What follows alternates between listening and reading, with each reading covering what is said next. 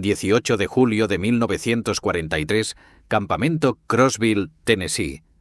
El Gefreiter Klaus Becker sostenía la botella de vidrio a la distancia del brazo, observando cómo el líquido marrón burbujeaba y chispeaba bajo el sol de la tarde.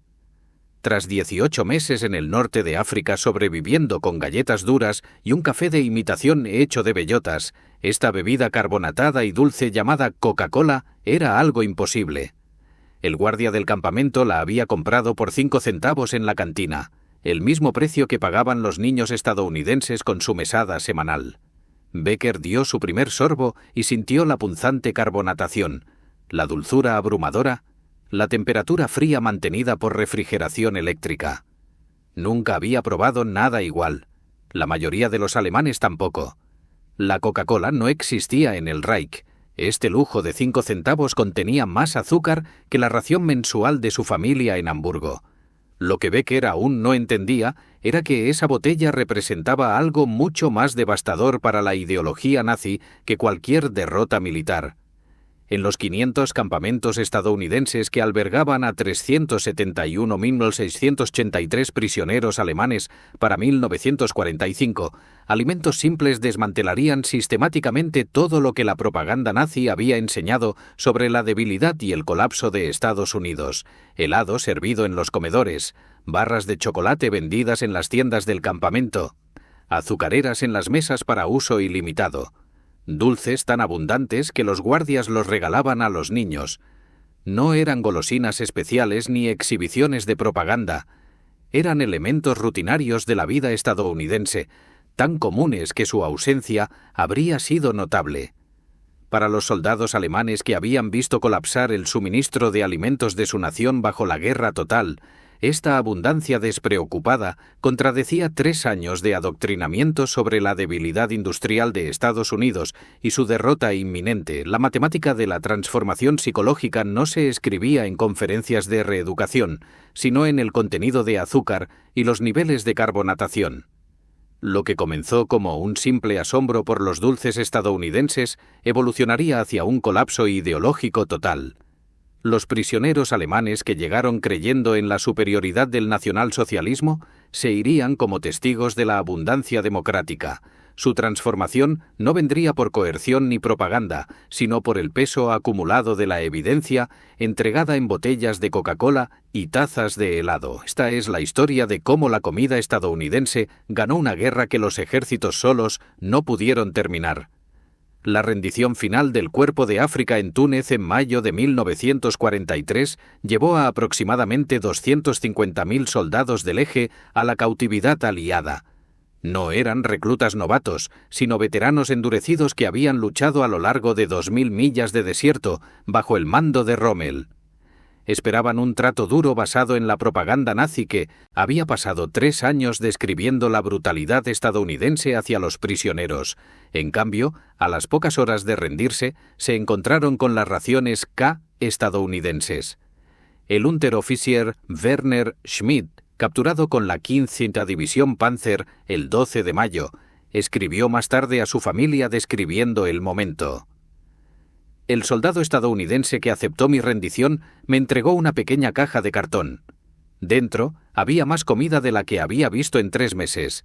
Galletas con crema de queso, barras de frutas, dulces, café, tabletas de azúcar, cigarrillos. Pensé que era una trampa, que nos estaban engordando antes de algo terrible. Según los registros militares conservados en los archivos nacionales, los campamentos de procesamiento establecidos cerca de Orán manejaban hasta 5.000 prisioneros diarios a mediados de mayo. Los informes del intendente confirman que los prisioneros de guerra alemanes recibían las mismas raciones que las tropas estadounidenses durante el procesamiento inicial, aproximadamente 3.200 calorías diarias.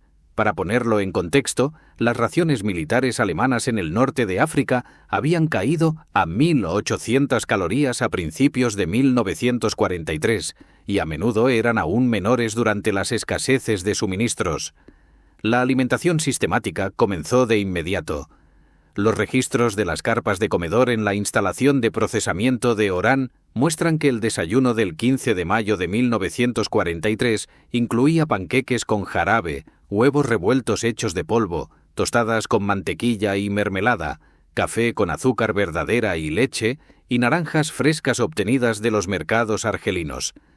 El Obergefreiter Hans Müller, cuyo diario fue donado al Museo de Historia Militar Alemana en 2003, escribió: «Comimos mejor como prisioneros en un día que como soldados en un mes».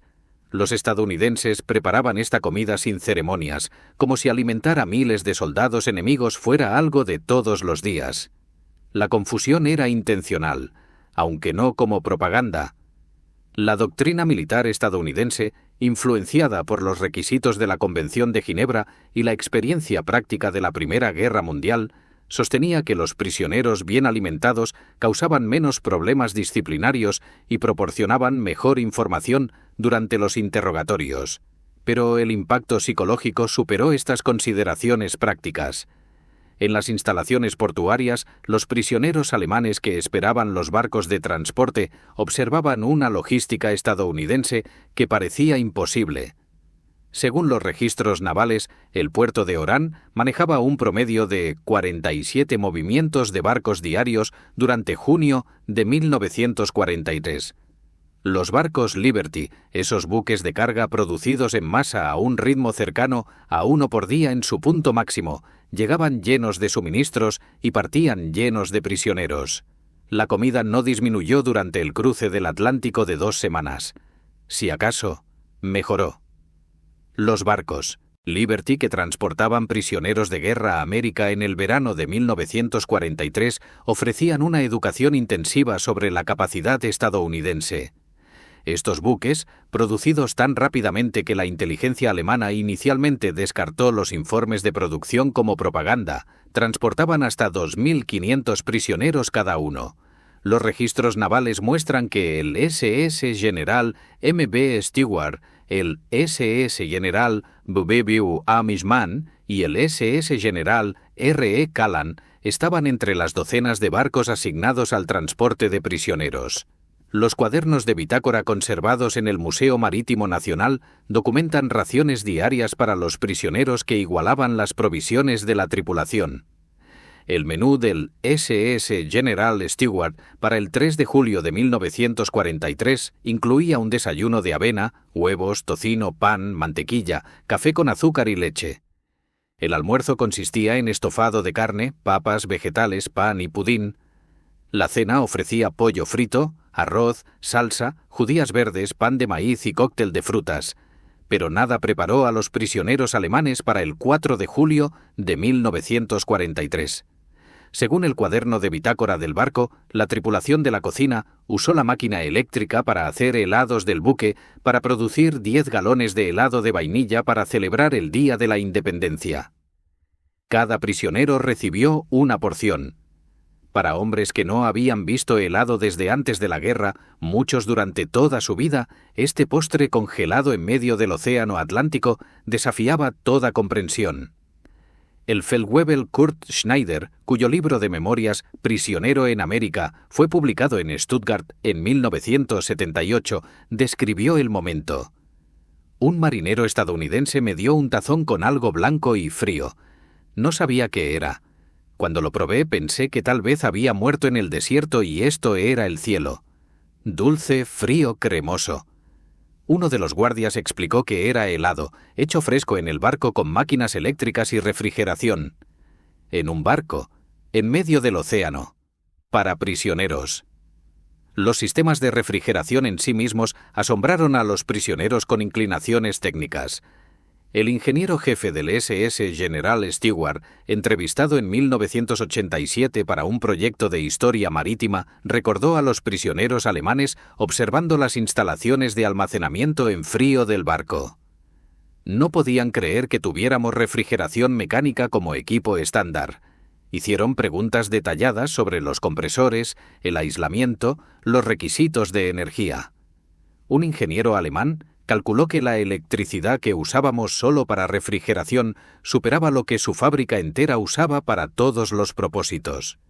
La naturaleza despreocupada de esta abundancia preocupaba a los oficiales alemanes más que la abundancia misma.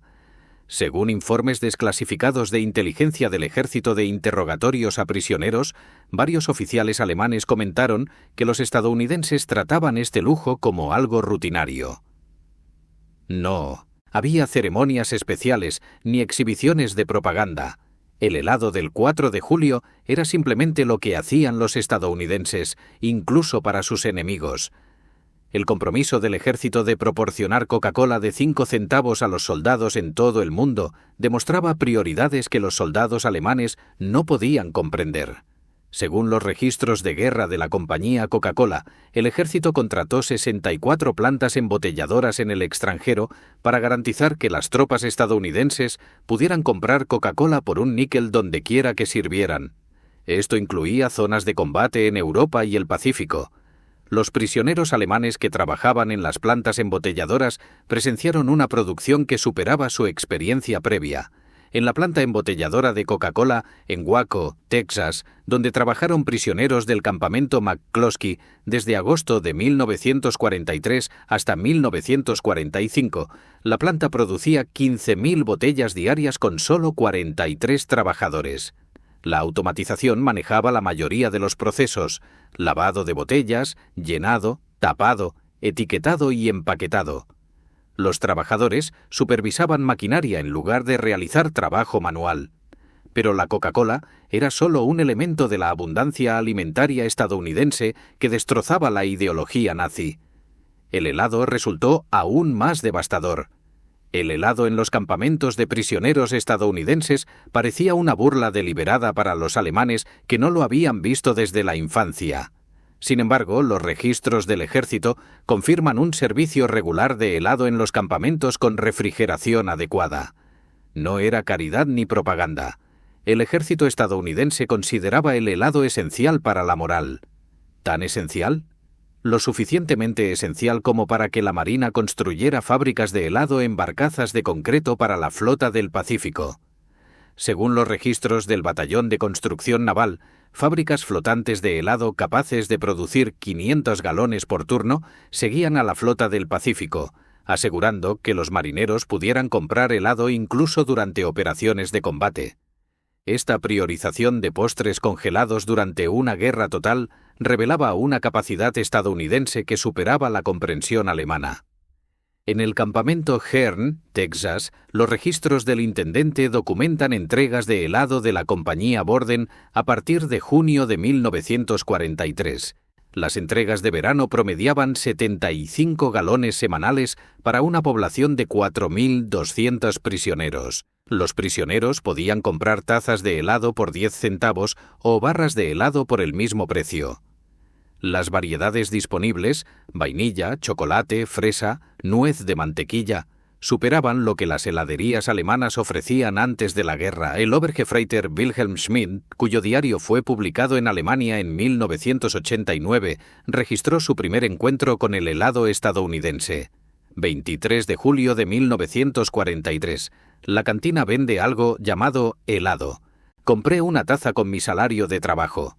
Al comerlo, entendí por primera vez que habíamos perdido la guerra. No que la perderíamos en el futuro, sino que ya la habíamos perdido. Cualquier nación que pueda dar helado a prisioneros tiene recursos que no podemos resistir.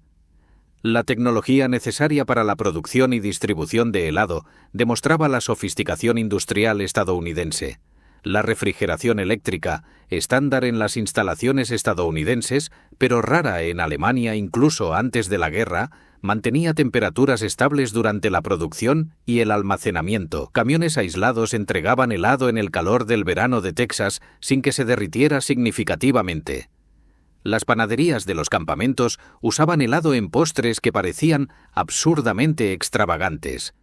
Los registros del comedor del campamento Hearn muestran helado servido con pastel el 4 de julio de 1943, pasteles de helado ofrecidos como opciones de postre durante el verano, sándwiches de helado con jarabe de chocolate y crema batida en ocasiones especiales, y batidos hechos con helado y leche fresca disponibles en la cantina.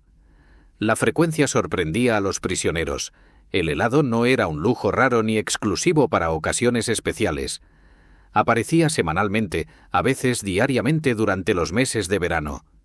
Según el informe de agosto de 1943 del inspector de la Cruz Roja Suiza, Emil Sandström, el helado se sirve con tal regularidad en los campamentos estadounidenses que los prisioneros han comenzado a considerarlo normal. Esta normalización del lujo representa un impacto psicológico profundo. Pero la revelación más devastadora sobre la abundancia alimentaria estadounidense vino de algo aún más básico que el helado o la Coca-Cola. Vino del azúcar. En Alemania, el azúcar estaba estrictamente racionado a 280 gramos por persona al mes cuando estaba disponible. En los campamentos de prisioneros estadounidenses, el azúcar estaba en tazones en las mesas del comedor para uso ilimitado. Este simple contraste decía volúmenes sobre la capacidad industrial relativa. Según los registros del intendente, el campamento Hearn recibía sacos de 100 libras de azúcar blanca refinada semanalmente.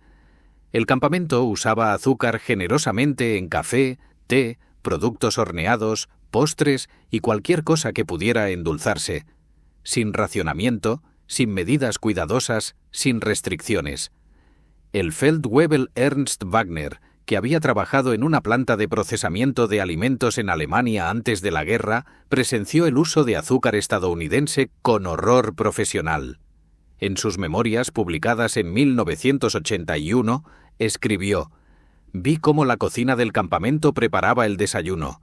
Ponían azúcar en todo: la avena, el café, los productos horneados. Cuando calculé el uso de azúcar por prisionero, superaba la ración civil de Alemania por más de 10 veces. Y esto era para enemigos». Un incidente documentado en el campamento Aliceville, Alabama, en agosto de 1943, ilustró la brecha entre las sociedades. Según los registros militares, el clima húmedo había endurecido varios cientos de libras de azúcar en grumos inutilizables. En lugar de recuperarlo con vapor como habrían hecho los alemanes, el personal de cocina lo descartó y pidió suministros de reemplazo. Los prisioneros alemanes que trabajaban en la cocina, según informes, lloraron ante este desperdicio. El gusto estadounidense por lo dulce, incomprensible para los alemanes, se manifestaba en todas partes. Las barras de chocolate contenían tanto azúcar que los soldados alemanes inicialmente las encontraban demasiado dulces. El contenido de azúcar de la Coca-Cola sorprendía a los químicos alemanes. Los postres servidos en cada comida contenían azúcar en cantidades que parecían deliberadamente derrochadoras. Pero la abundancia de azúcar era solo un elemento de un patrón más amplio. El chocolate, ese bien de lujo que Alemania reservaba exclusivamente para raciones militares en 1942, aparecía por todas partes en los campamentos estadounidenses. Las cantinas de los campamentos ofrecían múltiples variedades de chocolate. Barras Hershey, Mars, Milky Way y docenas de marcas regionales competían por las compras de 5 y 10 centavos de los prisioneros.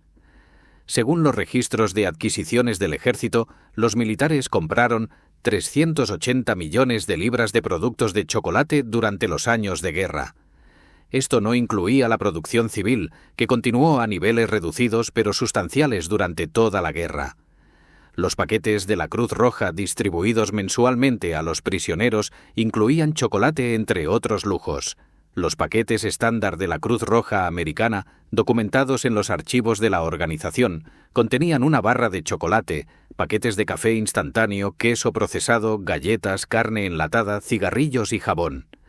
Estos paquetes complementaban las raciones regulares en lugar de reemplazarlas.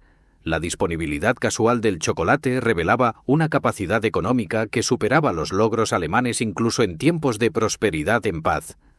Varias compañías, Hershey, Mars, Nestlé, producían productos de chocolate utilizando cacao importado de Sudamérica y África. La cadena de suministro funcionaba sin problemas a pesar de la guerra submarina y las demandas de transporte. Los estadounidenses tenían preferencias entre marcas de chocolate, eligiendo una sobre otra por sabor en lugar de disponibilidad. Esta libertad de elección, rutinaria en América pero desconocida en Alemania desde que comenzó el racionamiento en 1939, representaba el capitalismo democrático funcionando bajo la presión de la guerra. Ningún comité de planificación central decidía quién recibía chocolate. El mercado lo asignaba según la capacidad de producción y la demanda del consumidor. Todos los que podían pagar 5 centavos podían comprar una barra de chocolate. Para noviembre de 1943, la exposición acumulada a la abundancia estadounidense estaba produciendo lo que los oficiales de inteligencia del ejército llamaron síndrome de colapso ideológico entre los prisioneros alemanes. Los informes desclasificados de la División de Proyectos Especiales documentan una transformación sistemática en las poblaciones de los campamentos. La temporada navideña de 1943 asestó el golpe psicológico final. Las iglesias y organizaciones cívicas estadounidenses enviaron 500.000 paquetes navideños a los prisioneros de guerra alemanes. Soldados enemigos recibieron regalos de civiles cuyos hijos estaban luchando contra los alemanes en el extranjero. Cada paquete contenía típicamente galletas caseras, dulces, artículos de aseo y notas personales expresando caridad cristiana. En el campamento Hern, el día de Navidad, el comedor sirvió un banquete documentado en los registros del intendente: pavo asado, jamón, batatas, vegetales, salsa de arándanos, pastel, helado, cerveza y café. La comida totalizaba aproximadamente 5.000 calorías. Mientras tanto, los civiles alemanes, cuando recibían raciones, sobrevivían con 1.200 calorías diarias. El Obergefreiter Klaus Becker, que había sostenido esa primera botella de Coca-Cola en julio, escribió su última entrada en el diario en el campamento Crossville el 25 de diciembre de 1943. Su hija donó este diario al Museo Nacional de la Segunda Guerra Mundial en 2001. La entrada decía: «Hoy comí mejor que nunca en mi vida. Los estadounidenses dieron esta comida a enemigos mientras sus soldados luchan contra nuestros ejércitos. Esta generosidad desde una posición de fuerza representa algo más allá del poder militar. Representa la certeza de la victoria y la confianza en su sistema. El nacionalsocialismo nos prometió superioridad. El capitalismo estadounidense nos dio helado a los prisioneros. Ahora sé qué sistema funciona». Entre 1945 y 1946, los prisioneros de guerra alemanes regresaron a una patria destruida. Pero llevaron consigo un conocimiento que transformaría a Alemania. Muchos habían ganado peso significativo en cautiverio estadounidense mientras sus familias perdían peso por el hambre. La evidencia física era innegable. Las encuestas de posguerra realizadas por las autoridades de ocupación encontraron que el 74% de los prisioneros retornados tenían opiniones favorables sobre la democracia estadounidense. Cuando se anunció el Plan Marshall, estos exprisioneros se convirtieron en sus defensores más efectivos. Habían presenciado una abundancia estadounidense que no era un juego de suma cero. Entendieron que la prosperidad venía de la producción en lugar de la conquista. El registro estadístico documenta esta transformación. De los 371.683 prisioneros de guerra alemanes retenidos en América, menos del 0.6% intentó escapar. Los registros de inmigración de posguerra muestran que 5.000 exprisioneros emigraron legalmente a América en la década de 1950. Miles más mantuvieron correspondencia con familias estadounidenses durante décadas. En 1984, el campamento Hern celebró una reunión a la que asistieron 50 exprisioneros alemanes. Regresaron a Texas con sus familias, mostrando a sus hijos y nietos dónde había comenzado su transformación. En la cena de la reunión, documentada por periódicos locales, los exprisioneros hablaron de la Coca-Cola y el helado como símbolos de la abundancia democrática que cambió sus vidas. Fritz Zimmermann, hablando por el grupo, dijo: «Llegamos como enemigos creyendo en la superioridad racial y el destino nacional. Nos fuimos como amigos, entendiendo que el aparente caos de la democracia es su fuerza y que la abundancia puede compartirse incluso con enemigos. La Coca-Cola que bebimos y el helado que comimos en los campamentos de prisioneros nos enseñaron más que cualquier conferencia sobre el poder de las sociedades libres». El milagro económico que transformó Alemania Occidental en la década de 1950 se construyó en parte sobre lecciones aprendidas en los campamentos de prisioneros estadounidenses. Los exprisioneros entendieron que la prosperidad venía de la producción, que los mercados podían asignar recursos eficientemente y que tratar bien a las personas aumentaba la productividad. Habían comido la evidencia. Hoy la Coca-Cola es ubicua en Alemania. Las heladerías operan en cada ciudad. La abundancia que parecía imposible en 1943 es rutinaria en el siglo XXI. Sin embargo, la lección histórica sigue siendo poderosa. La transformación ideológica a través de la demostración en lugar de la propaganda, la bondad en lugar de la crueldad, la abundancia en lugar de la privación. Los prisioneros de guerra alemanes que no podían creer en el helado y la Coca-Cola en los campamentos estadounidenses presenciaron el arma definitiva de la democracia, la capacidad de crear tal abundancia que podía compartirse despreocupadamente con enemigos.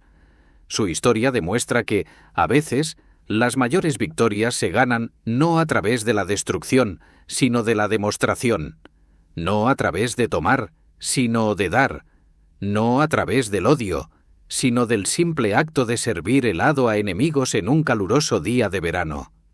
Klaus Becker regresó a Hamburgo en 1946 trayendo una barra Hershey de su último paquete de la Cruz Roja.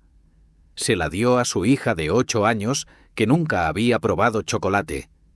Ella comió la mitad y guardó la otra mitad, tratándola como el tesoro que era en la Alemania en ruinas. Cuando le preguntaron décadas después sobre el tiempo de su padre como prisionero, recordó ese momento. Mi padre dijo que los estadounidenses le enseñaron que la prosperidad viene de la libertad. Aprendió esta lección. Dijo, una Coca-Cola a la vez.